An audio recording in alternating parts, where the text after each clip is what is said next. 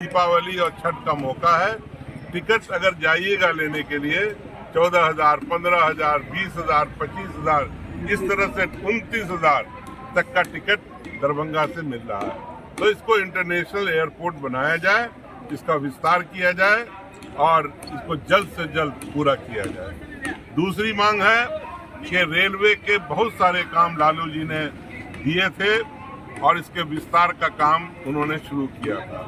हसनपुर सकरी railway line आपको याद होगा, सकरी से बिरौल तक बना, उसके बाद काम ठप पड़ा है। कुछ काम शुरू भी हुआ लेकिन उसमें कोई आगे काम नहीं हो रहा है। 2009 में लालू जी हट गए लेकिन वो काम आज तक पूरा नहीं हुआ।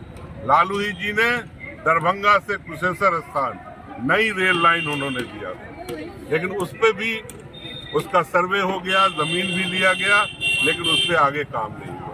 उसी तरह से दरभंगा से मुजफ्फरपुर नई रेल लाइन का विस्तार होना था, नई रेल लाइन बननी थी और उसका भी फाउंडेशन हमने ही किया था डीलाही में, लेकिन उस पर भी कोई काम नहीं हो रहा है। शहर के अंदर 5 ओवर ब्रिज का बनना बहुत पहले से अप्रूव है, लेकिन उस पर भी आगे की कार्रवाई नहीं हो रही है।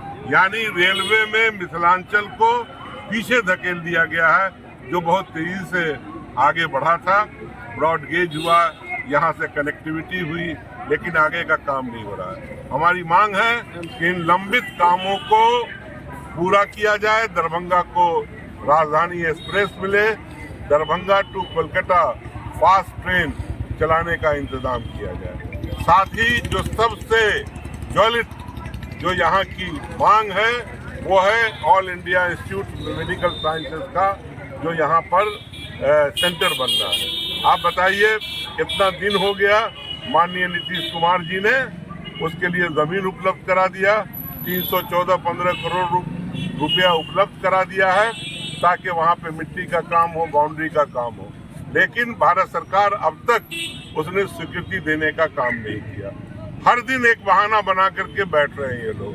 दरअसल ये लोग न तो मिथिलांचल का विकास चाहते हैं, न बिहार का विकास चाहते हैं। अगर चाहते तो आज जो शोभन के इर्द गिर्द जो जमीन है उस पर काम शुरू हो गया होता। और उनसे हमारी मांग है दरभंगा वासियों की, मिथिलांचल वालों की, कि जल्द से जल्द नॉर्थ बिहार के लिए बहुत बड़ी राहत होने वाली है, तो बहुत जल्द से जल्द स्वीकृति दे ताकि मिट्टी का काम हो, वहाँ पर बाउंड्री वॉल तैयार हो और जितना जल्द हो उसके कंस्ट्रक्शन का काम स्टार्ट हो।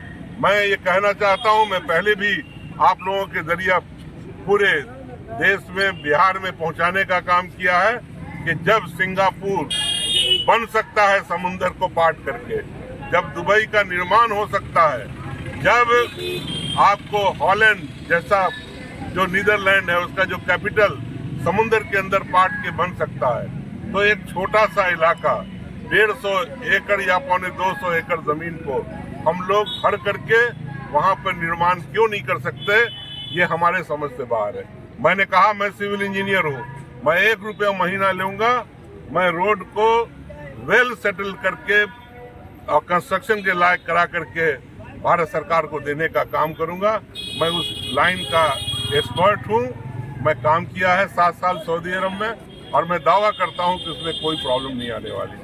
आप जानते ही होंगे, इतिहास के अंदर पढ़ा होगा, पुर्तगाल ने औरंगजेब के वक्त में 7 टापुओं को लिया था और उसको 7 को मिला करके उसका उस जमाने में आज से 400 साल पहले उसको भर भर करके जो बॉम्बे आज देखते हैं या मुंबई देखते हैं आप, ये उस जमाने का बना हुआ भर करके।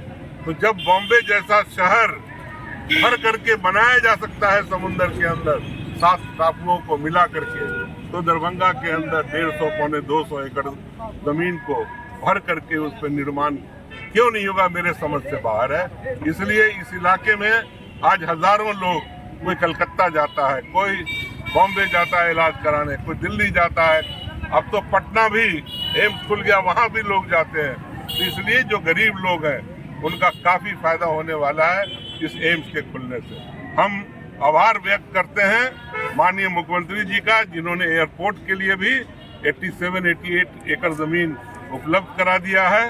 अब हम दूसरा ये जमीन जो चाहिए था एम्स के लिए वो भी उपलब्ध करा दिया गया है। साथ ही आज के इस मौके पर हम शुक्रिया अदा करना चाहते हैं नीतीश कुमार जी का भी और तेजस्वी यादव जी का भी, जो कि हेल्थ मिनिस्टर हैं। उन्होंने दरभंगा के अंदर 2500 बेड का नया अस्पताल निर्माण करने के लिए 3200 करोड़ रुपया उपलब्ध कराया है, जिसका बहुत जल्द मुझे जितना मालूम है कि उसका शिलान्यास होगा। तो बिहार सरकार तो बहुत कर रही है यहाँ के लिए, लेकिन भारत सरकार की निगाह नहीं है। इसके लिए यहाँ की जनता अभी हिसाब करेगी 2024 में। ये जो यहाँ आज ठाकुर जी जो यहाँ के आज मेंबर ऑफ पार्लियामेंट है, उनका काम है सिर्फ पाग पहनाना और माला मकाना का माला पहनाना, उससे हिसाब जनता कर लेगी। वो बिल्कुल ही कहीं से भी एमपी बनने के लायक नहीं है।